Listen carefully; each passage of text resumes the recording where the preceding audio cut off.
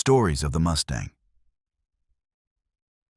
A long, quiet hour of stories about the P-51 for falling asleep to. Welcome, hello. Settle in. Find your pillow. Let your shoulders drop the way they do when no one is asking anything of you. There's nothing for you to do here. Nothing to remember. Nothing to track. The lights can be low. The room can be quiet. Your phone can rest somewhere across the room, face down, forgotten. Tonight we are going to spend some time with an old airplane. A long-tailed, long-nosed, long-winged airplane from a long time ago.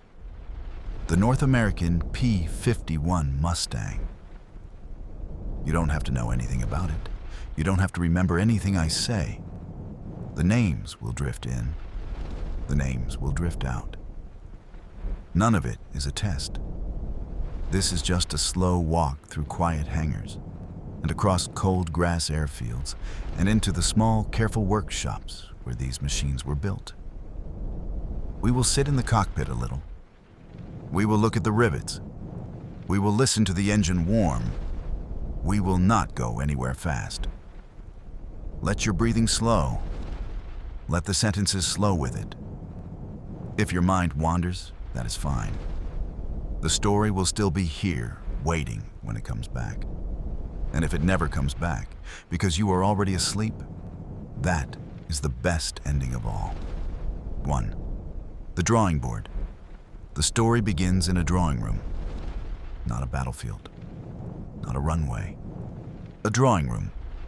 A long, plain room with tall windows and the smell of paper and pencil shavings somewhere in Inglewood, California, in the spring of 1940. Imagine the room. Wooden floors, drafting tables in long, neat rows, each one tilted at the same gentle angle, like reading stands in a quiet library. On each table, a sheet of vellum, almost translucent, almost the color of warm cream. The light from the windows falls across the paper in long, slanting rectangles, and the dust in the air turns soft and golden in the light. There are men leaning over those tables. Some are in shirt sleeves. Some have their ties tucked into the front of their shirts so they will not drag across the ink.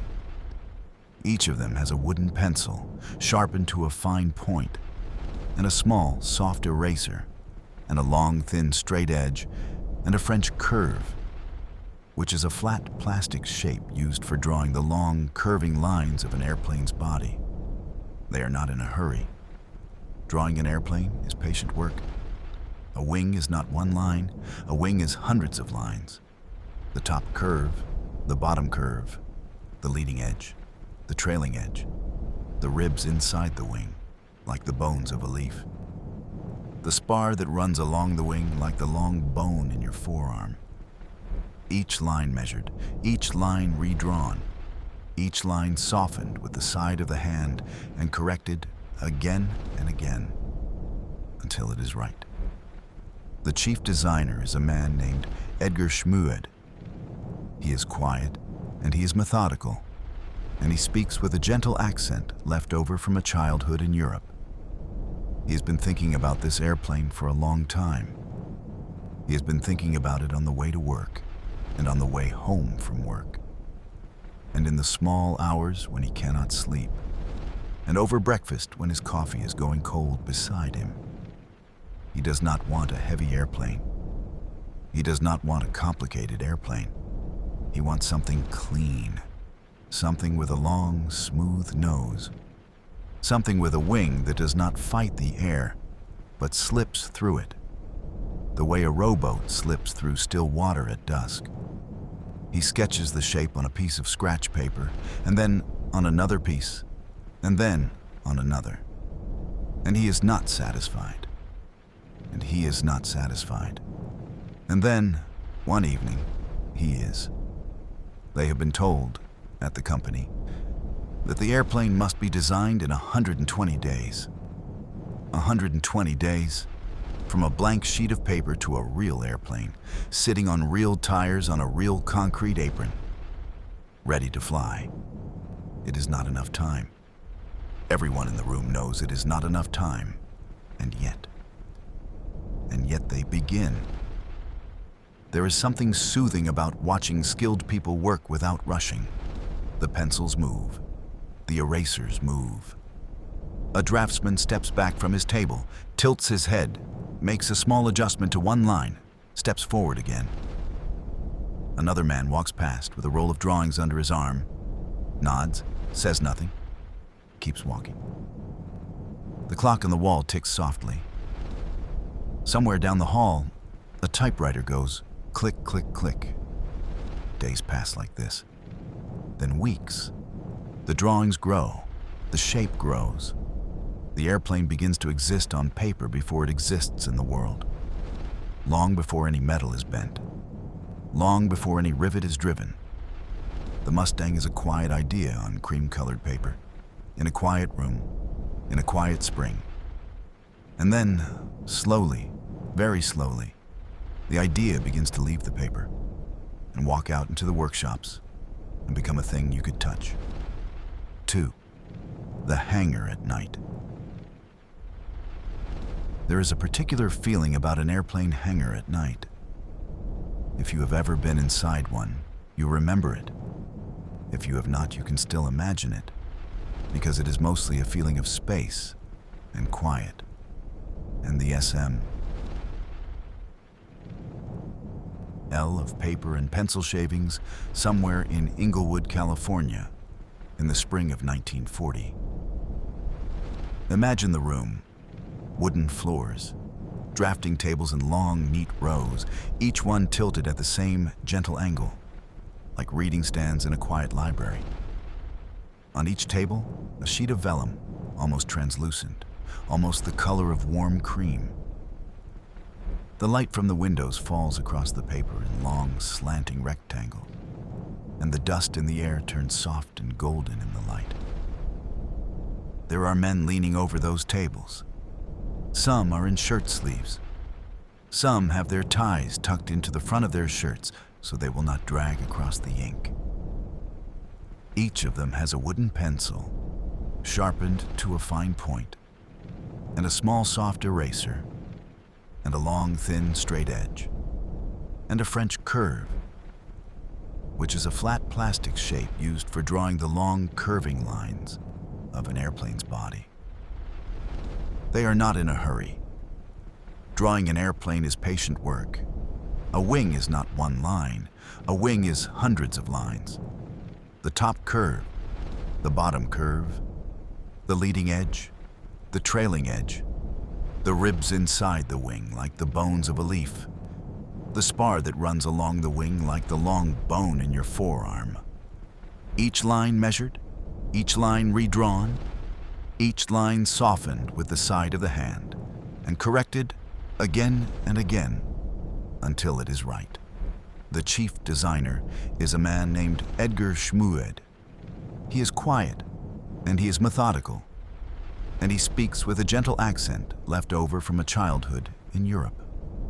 He has been thinking about this airplane for a long time.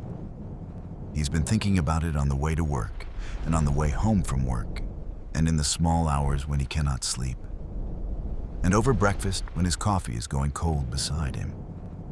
He does not want a heavy airplane. He does not want a complicated airplane. He wants something clean, something with a long, smooth nose, something with a wing that does not fight the air, but slips through it, the way a rowboat slips through still water at dusk. He sketches the shape on a piece of scratch paper, and then on another piece, and then on another, and he is not satisfied, and he is not satisfied. And then, one evening, he is. They have been told, at the company, that the airplane must be designed in 120 days.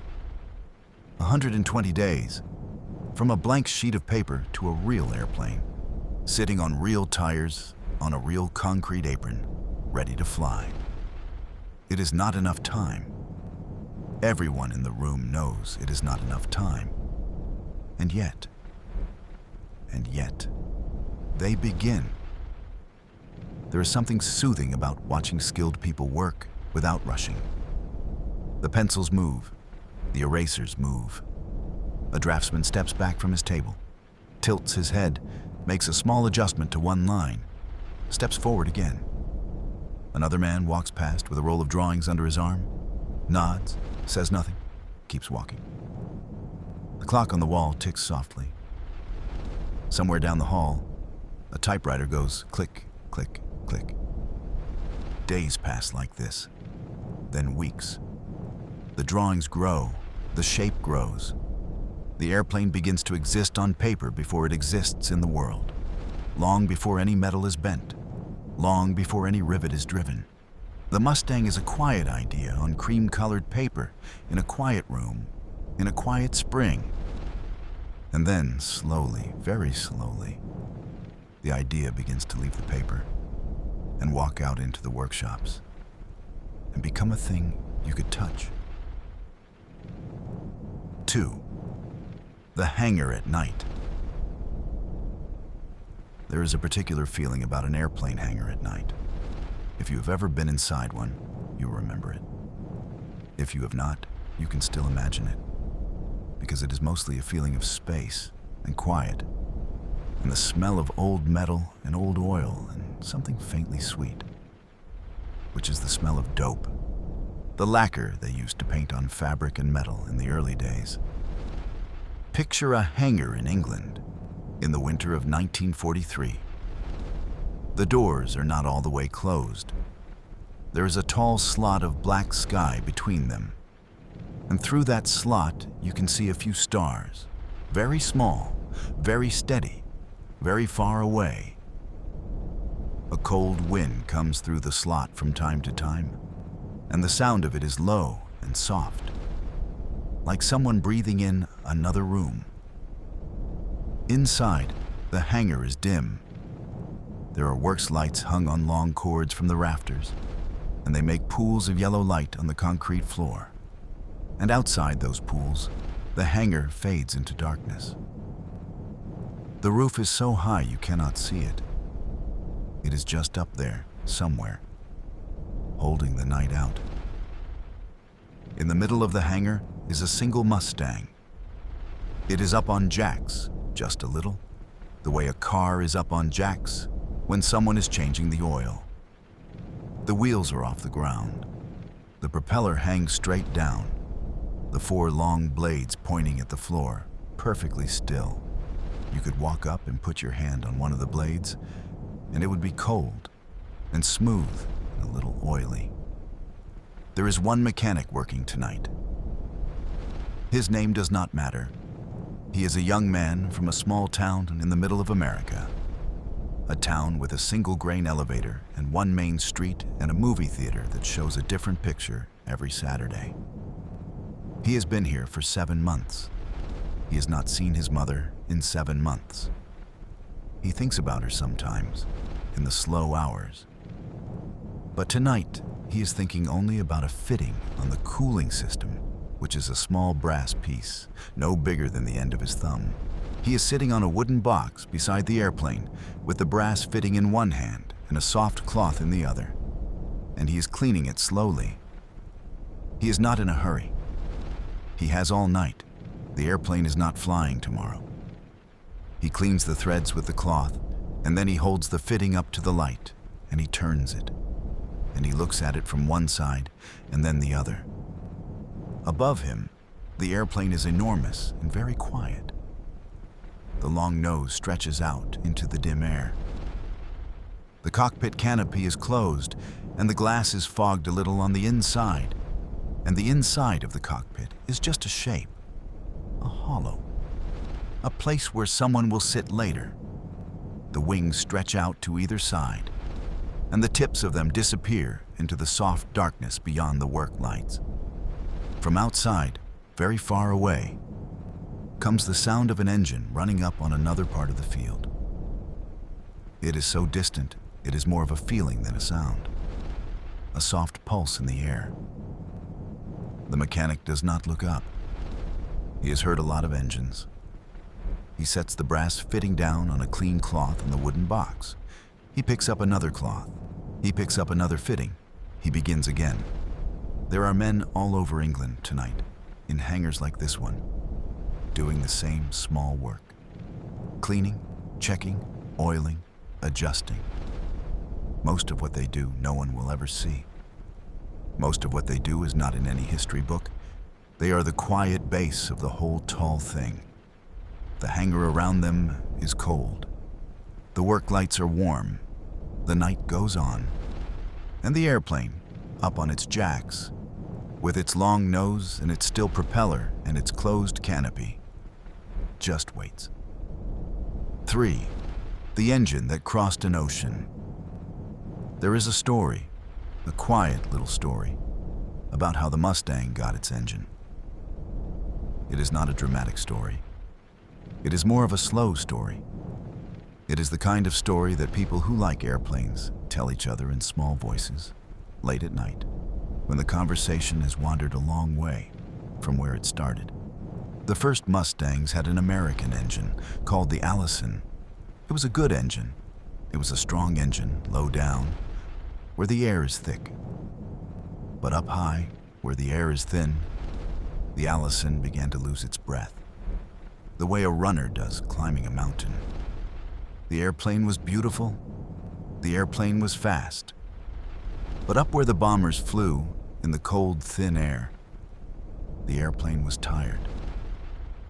Across the ocean, in England, there was another engine, the Rolls-Royce Merlin. The Merlin had been built for a different airplane, a small, fierce airplane called the Spitfire. The Merlin had a special kind of supercharger, which is a small whirling fan inside the engine that pushes thin air back together and makes it thick again, the way you might cup your hands around a small flame to keep it from going out. With the Merlin, an airplane could climb high and still feel strong. And one day, in 1942, a test pilot named Ronnie Harker climbed into a Mustang and flew it and climbed out of it and stood beside it and said, very quietly, that he thought this airplane should have a Merlin in it. That was all. He did not shout. He did not make a speech. He just had the thought. And he said it. And he wrote it down. The thought traveled. The thought went into a memo. The memo went onto a desk. The desk belonged to someone who knew someone.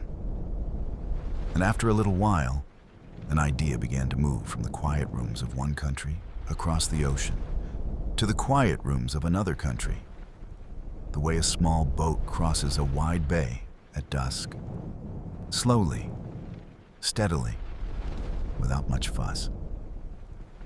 The first time they put a Merlin into a Mustang, they did it almost as an experiment.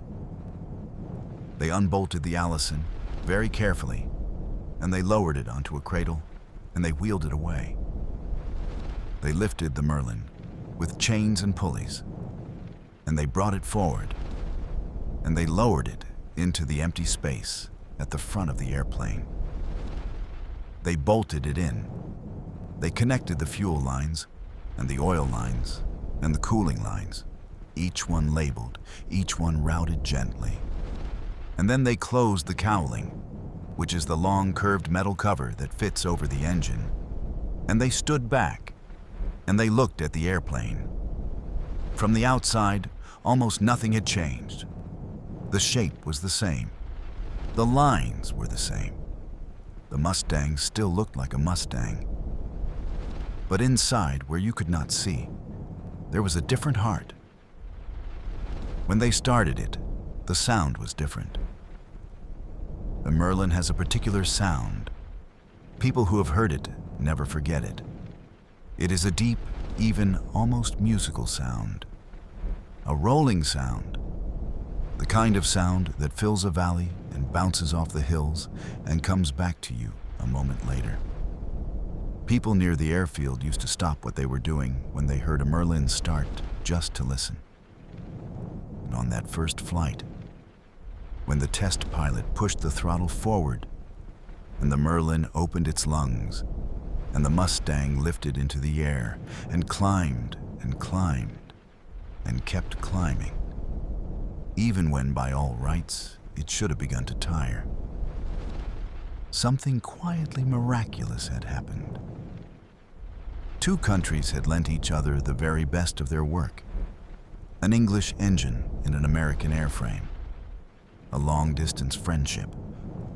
And the airplane that came of it could fly higher and farther than anyone had quite thought possible. That is the whole story. There is no battle in it. There is no chase. Just a thought in a man's head.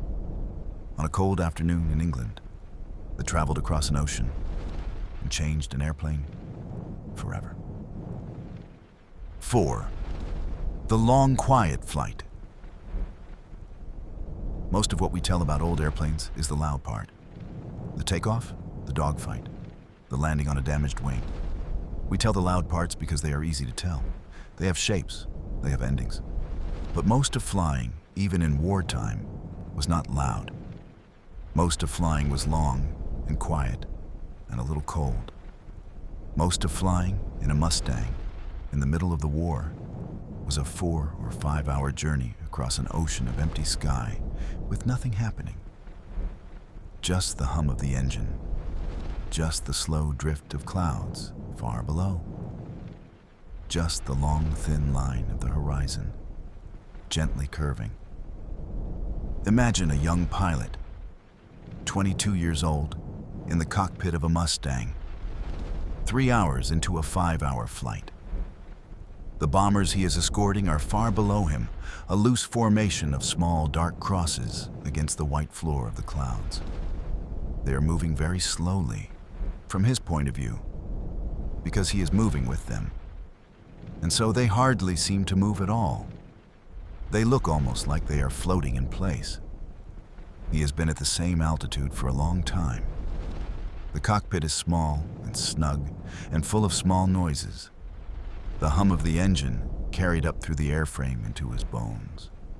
The hiss of his oxygen mask, very soft, like a faraway sea. The faint tap of his glove against the throttle when he shifts his hand. The creak of his harness when he leans forward to look out. It is cold up here. The kind of cold that finds its way through every layer he is wearing, no matter how many. His feet in their sheepskin-lined boots are a little numb. His knees ache. His back has a kind of dull, patient ache from sitting still for so long. He moves his shoulders, slowly, one and then the other. He flexes his fingers inside his gloves. He looks at his instruments. He looks at the altimeter, which is a small round dial like a clock, with a needle that tells him how high he is. He looks at the airspeed. He looks at the compass, sitting in its small bowl of liquid, swinging gently. He looks at the fuel gauges, 4 of them, 1 for each tank. He has been looking at these instruments for hours.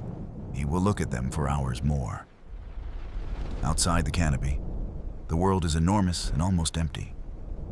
Above him, the sky is so deep a blue, it is almost black at the top, fading down to a softer blue at the horizon. There are no clouds at his altitude. There is only the sky and the sun, very small and very white and very far to one side, and his own long shadow far below him, sliding slowly across the tops of the clouds. From time to time he hears, in his headset, a small click and then a voice. The voice of his squadron leader, quiet and steady, checking in. He answers in the same quiet voice, a few words, a short word back, then silence again. Time at this altitude does a strange thing. It slows down, and at the same time, it folds in on itself, so that an hour can pass, and he is not quite sure where it went. He thinks about his mother's kitchen, just for a moment. He thinks about a girl he knew in high school, just for a moment. He thinks about the road that runs past his father's farm, with the fence posts and the long grass and the smell of cut hay in summer. The thoughts come up softly, like fish in a still pond, and then sink back down. He is not afraid right now. There may be fear later. There has been fear before. But right now, in this long, quiet middle of the flight, there is only the airplane, and the air, and the slow, familiar shape of his own breathing inside the mask. Below him, the bombers move on, in their slow, patient line. Beside him, his wingman is a small silver shape, holding station 200 yards off his wing, perfectly steady. He looks at his wingman for a long moment. His wingman looks back. They do not wave. They do not nod. Just the look. Just the steady presence of another person in another small cockpit in this enormous sky, going the same way. He turns his eyes back to the horizon. The horizon does not move. The cold does not lift. The engine hums on, even and unhurried. The long, deep note of the Merlin. A sound that has become so familiar to him that he no longer hears it, the way you no longer hear the clock in your own kitchen. And the flight goes on and on and on, quietly, patiently, for another hour after that. A long, quiet flight in a long, quiet sky on an afternoon a long, long time ago. If you have ever been on a long drive at night, you know the feeling. The road is empty. The headlights make a small, bright tunnel out in front of you. Everything else is darkness. The hum of the tires is constant. The hum of the engine is constant. After a while, your thoughts get very soft and very loose, and they wander wherever they want to wander. That is what a long flight feels like. Only the road is the sky, and the headlights are the sun, and the engine is much, much bigger. In the cockpit, the small details begin to soften. The edges of the instruments soften. The corners of the canopy soften. Even the cold softens a little after a while because the body adjusts. The pilot has stopped feeling the harness across his chest. He has stopped feeling the cold metal of the throttle through his glove. He is just there, in the airplane, the way water is in a glass. Held, but not really thinking about being held. He looks down, sometimes through the canopy, at the world below. The clouds are like a soft, slow ocean. They have hills and valleys and shadows, and bright tops where the sun catches them, and dim hollows where the sun does not. They are a country of their own. They are not the country he is going to. They are not the country he came from. They are just the long, quiet country in between. He thinks for a moment about how strange it is to be up here. Most people have never been up here. Most people are down there somewhere, under the clouds, walking down a street or carrying a bucket, or standing at a window or putting their feet up on a chair. They are looking at the sky and seeing only the clouds. They cannot see him. He cannot see them. But they are there, millions and millions of them, all under the clouds, going about their afternoons. It is a kind thought. He keeps it for a moment, and then he lets it go, the way you let a kind thought go when there is no one to share it with. He lets it drift back into the soft hum of the engine. The horizon is very still. The sun is very small. The sky is very deep. Everything is, for now, exactly as it is. 5. The Farmer's Field. After the war, a great many Mustangs went home, and a great many Mustangs did not. The ones that did not stayed wherever they had landed last. Some of them sat at the edges of airfields in long, quiet rows, with their canopies open to the rain. Some of them were taken apart for scrap. Some of them were sold, almost for nothing, to anyone who would come and tow them away. There is a story about one of them, a particular Mustang, in a particular field, in the south of England, in the autumn of 1946. The war had been over for a year. The grass on the airfield had begun to grow long. The runway was still there, but weeds had come up through the cracks in the concrete in soft little tufts. The airplane was parked at the very edge of the field, next to a low stone wall with a gate in it. And beyond the gate was a farmer's field. The farmer's field had been planted with barley that summer, and the barley had been cut, and what was left was a wide, flat stretch of stubble, gold-colored and very still in the soft autumn light. The Mustang's paint was beginning to fade. The olive drab on top had gone a little gray. The white identification stripes on the wings had yellowed, the way old paper yellows. There was a thin film of dust on the canopy, and a few leaves had blown up against the tail and lodged there and stayed. A man came to look at it one morning. He was a farmer, the farmer who owned the field on the other side of the wall. He was not a young man, not an old man. He was wearing a tweed jacket that had seen a lot of weather and a flat cap and heavy boots with mud on them.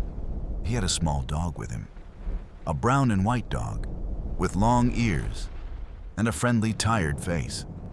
The dog stayed close to his boot and then looked at the airplane and did not bark. The farmer walked all the way around the airplane, slowly. He did not touch it at first. He just looked. He looked at the long propeller hanging quietly. He looked at the wide, low wing. He looked at the shape of the canopy against the gray sky. He had seen these airplanes flying overhead for years. He had heard them in the night. He had heard them in the morning. And now here was one of them, sitting in the grass at the edge of his field, like a tired horse. He put his hand on the wing. The metal was cool. He could feel the rivets under his palm in their long, even rows. He moved his hand along the leading edge.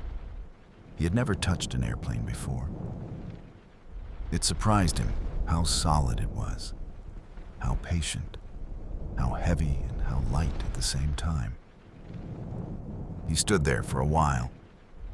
The dog lay down in the grass beside his boot and put its head on its paws and closed its eyes. He was thinking about the boys who had flown these airplanes. He had not known any of them. He had only seen them sometimes in the village pub in their blue uniforms, ordering beer, laughing too loud, the way young men do. Some of them had gone home. Some of them had not. He was thinking about that. He was thinking about how strange it was that an airplane could outlast its pilot, that the metal could be still here and the boy could be gone. After a while, he took his hand off the wing. He whistled softly. The dog stood up and shook itself and trotted to him. He turned and walked back to the gate in the stone wall. He opened the gate and went through and closed it behind him. The Mustang stayed where it was. The lights shifted. The afternoon came. The afternoon went. Far away, somewhere down the road, a car passed, and the sound of it faded, and the field was quiet again. That airplane, eventually, was bought by someone and trucked away and rebuilt. Many of them were. Many of them are flying today, somewhere, polished up, gleaming in air shows on summer afternoons. But on that particular autumn day, in that particular field, the airplane was just resting. The grass was tall around its tires. The wind moved softly through the long stubble of the barley, and no one needed it to do anything at all. 6. The Restorer's Workshop. In a small town, in a small hangar, there's a man rebuilding a Mustang. This is happening right now, somewhere in the world, as you are listening to this. Probably in more than one place at once. Rebuilding an old airplane is a slow, slow thing. It is not like fixing a car. It is more like restoring a cathedral on a smaller scale. Every piece must be checked. Every bolt must be inspected. The metal of the wing spar, which is the long beam that runs through the wing, must be looked at with special tools that can see inside the metal, the way a doctor's machine can see inside a person. The hangar is not large. It has a concrete floor, painted gray a long time ago, and now scuffed and soft with age. There are tall metal shelves along the walls, full of small parts in small boxes, each box labeled in careful black handwriting. There is a workbench under one window with a vise on it, and a row of files hanging on a pegboard, each one in its own outline. The Mustang is in the middle of the hangar. It does not look like a Mustang yet. The wings are off, lying on padded supports. The tail is off. The engine is across the room, on a stand, partially disassembled, with its parts laid out on a clean white cloth like the pieces of a watch. The fuselage, which is the long body of the airplane, is up on jacks, and you can see straight through it in places where panels have been removed. The man working on it is in his 60s. He has been doing this for a long time. He has rebuilt 3 airplanes before this one, and he expects to rebuild 1 or 2 more before he is finished. He works alone mostly. He likes it that way. There is a small radio on the workbench, and sometimes he turns it on, very low, and sometimes he doesn't. Today, he is working on a single piece of metal. A small piece, no bigger than a paperback book. It is part of the cowling, the curved cover that fits over the engine. The piece is a little bent from some long ago landing and a little corroded where moisture has gotten under the paint. Most people would replace it. He is going to repair it. To repair it, he has to take it off. He has to remove every screw very carefully because the screws are old and some of them are rusted, and if he turns them too hard, they will snap. And then he will have a much bigger problem.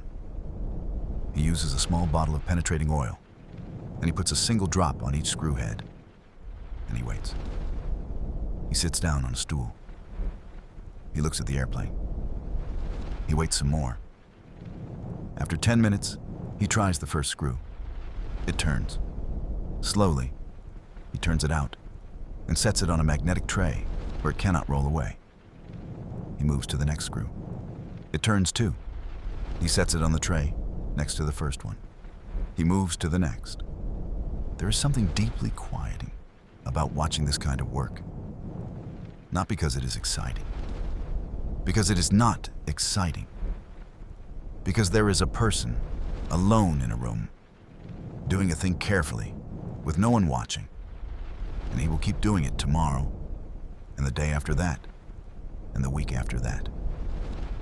Because when it is done, in 2 years, or 3 years, or 5, the airplane will fly again, and the long, deep note of the Merlin will sound across some other airfield on some other summer afternoon. And the small piece of cowling, repaired by hand, will be holding everything together, quietly, where no one can see it. Outside the hangar, it is getting late.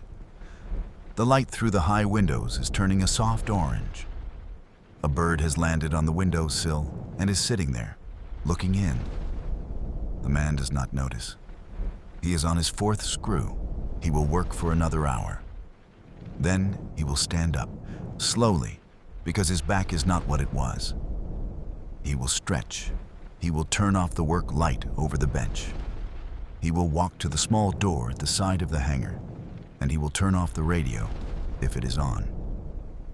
He will switch off the overhead lights, one by one, and the hangar will fall into a soft dark.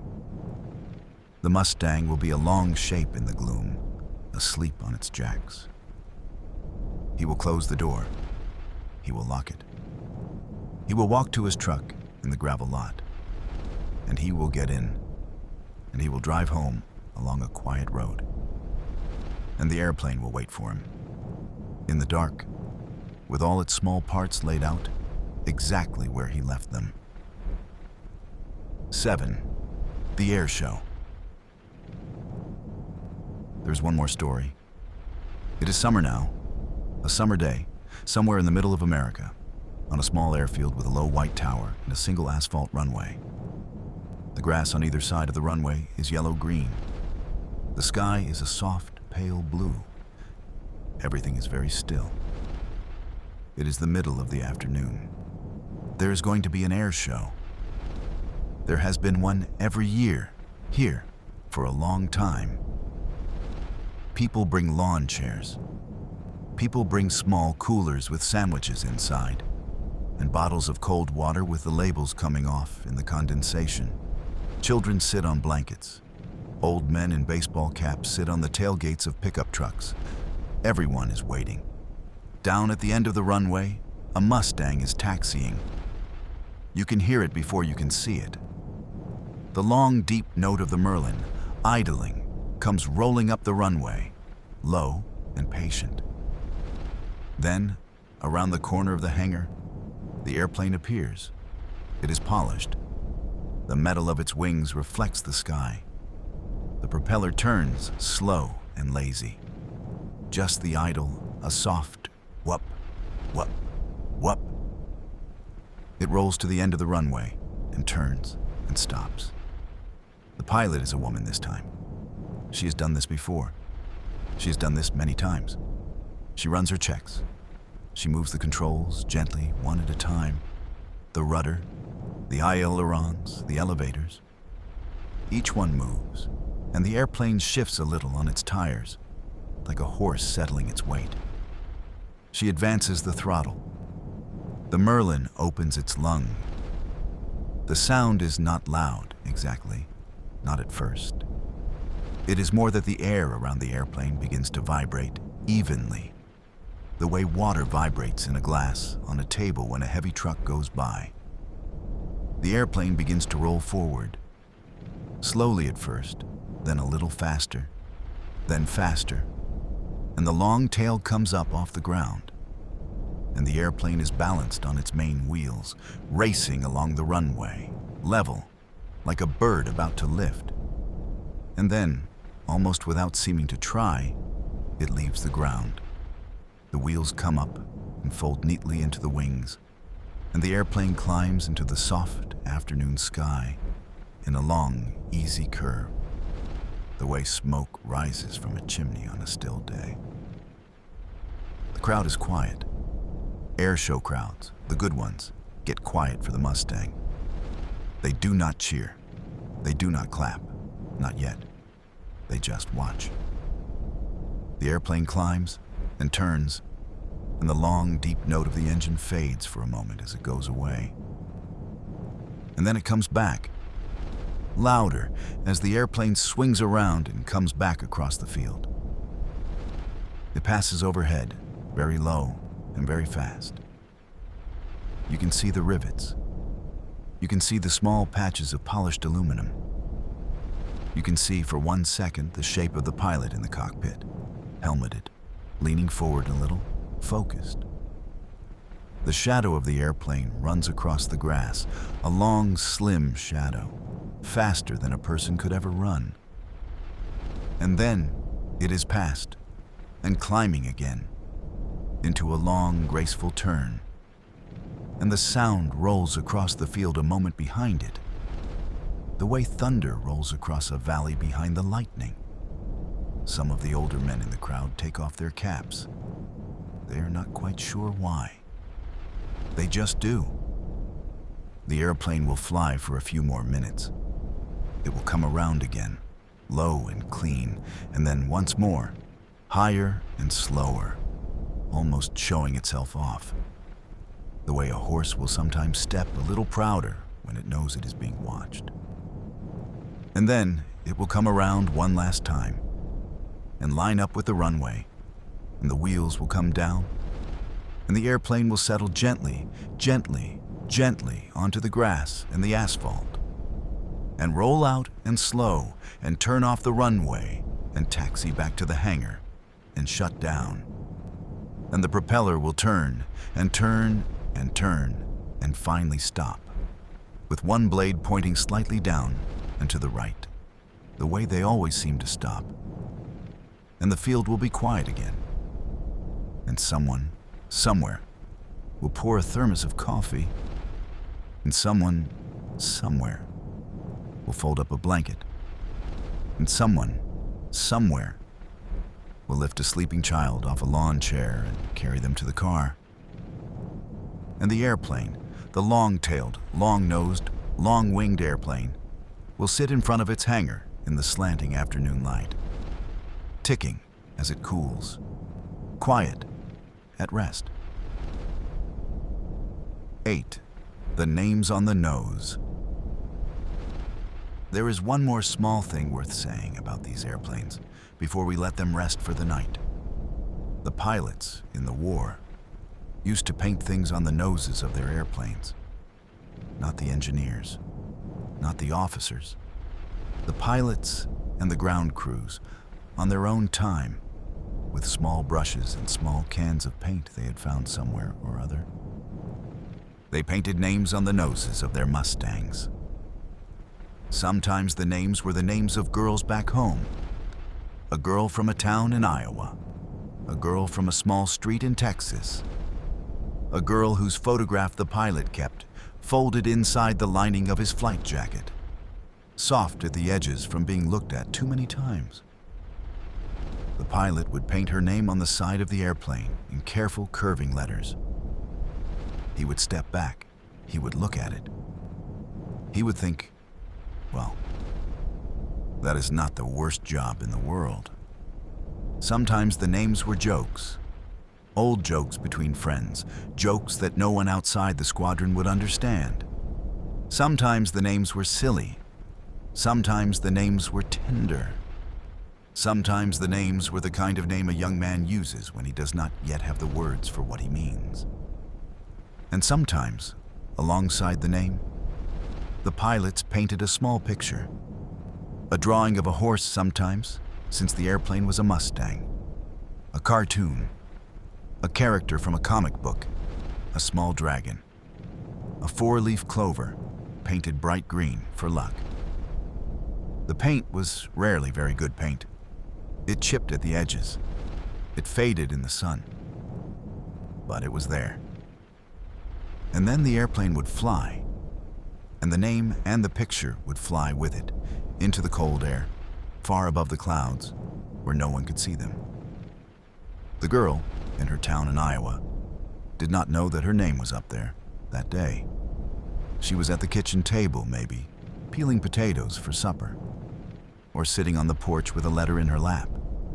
She did not know that her name was painted, in slightly crooked letters, on the side of an airplane, 8 miles up in the sky, over an ocean, over a country she had never seen. It is a quiet thing to think about. All those names, all those small paintings, all those little brushes, in cold hands, on cold mornings, on the edges of muddy fields. The names are mostly gone now. The airplanes that carried them are mostly gone. A few of them survive, restored, with their nose art carefully repainted, the new paint a little too bright, a little too clean. But the originals, the ones from the war, are mostly faded into nothing. Still, when you see a Mustang now in a hangar or in a museum, or out on the grass on a summer afternoon, you can imagine. Some other name was painted there once, in some other paint, by some other hand. Some other young man stood in front of the nose with a brush and a small can, and did the work, and stepped back and looked at it. Some other story, long since over, long since put away. The airplane does not remember. The airplane is just metal. But the people who built it, and the people who flew it, and the people who waited for the people who flew it, all left small marks on the world the way you and I leave small marks on the world without quite meaning to. Names, drawings, small kindnesses, things half finished on the workbench when the day ended. That is enough thinking for one night. Closing. That is the end of the stories for tonight. If you are still awake, that is fine. There is nothing to do, nothing to remember. The names will fade. The shapes will fade. The hangar and the drawing room, and the cold high cockpit, and the field of barley, and the small careful workshop, and the polished airplane on the summer afternoon. They will all become a soft blur. And then they will become quiet. And then they will become nothing at all. Your breathing is slow. Your shoulders are heavy. The room is dark. The night is long. There is nothing you have to do tonight except rest. The airplane is in its hangar. The propeller is still. The mechanic has gone home. The lights are off. Everything is quiet. Good night. And